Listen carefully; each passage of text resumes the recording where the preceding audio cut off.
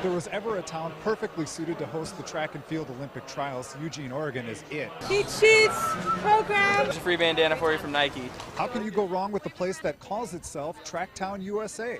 For former Rice Owl Ryan Harlan, it's heaven on earth. It's a very unique experience. This town, Eugene, is just so rich in the track heritage.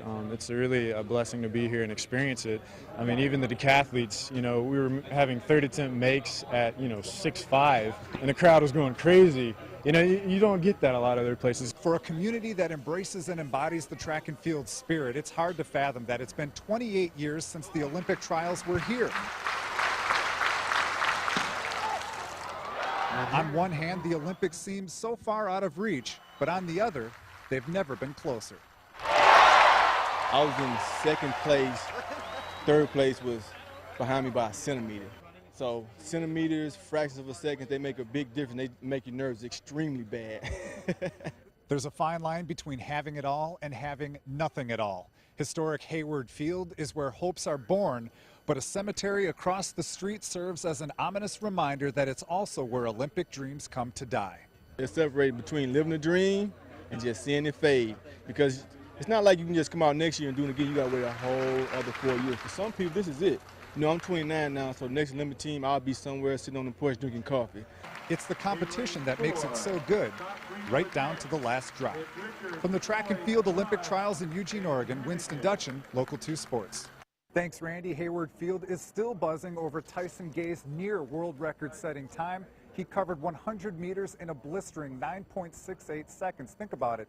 That's quicker than it would take for you to tie both of your shoelaces. Now, we say near world record time because Gay was aided by a 9-mile-an-hour wind, which keeps it from becoming an official world record. Still, no human has ever run faster under any condition. Were you disappointed when they showed the wind reading? Or?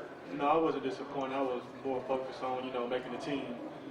But you can feel the wind when it's picking up before you get in the blocks. I mean, I've been running track long enough to know when the wind's going to be over 2.0. So, it really didn't matter to me. Later tonight, former U of H sprinter Ebony Floyd looks to inch one step closer toward Beijing. We'll have her story tonight at 10.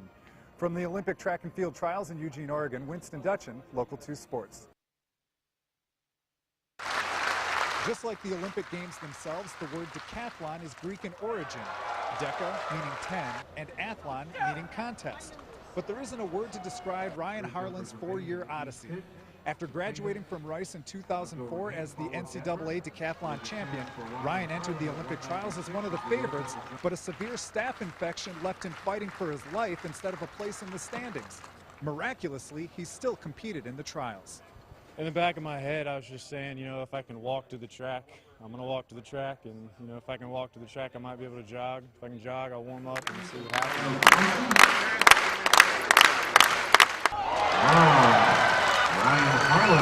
And this year's a lot different in that I'm not coming out of the emergency room, and I'm not, struggling just to jog, but it was a unique experience.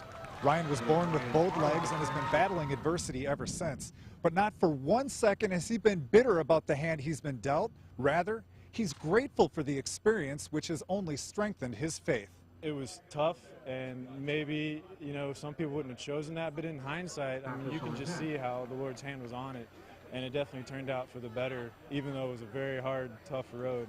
I was privileged to walk it. We did see a miracle. We absolutely did, and his testimony has been shared all over Houston, all over the world, what was done, and so I'm very proud to be here for a lot of reasons. I've been given so many things, and some people might feel like it's a burden, but it's such a blessing to come out here and compete. There was a lot of struggles that God brought me through, but through those struggles, I really do feel that it brought me to this position where I can have this platform and try to shine for Christ and shine for the family of people that are around me. No matter where he ends up on the final leaderboard, he has his health and a second chance. And for that, he's already won.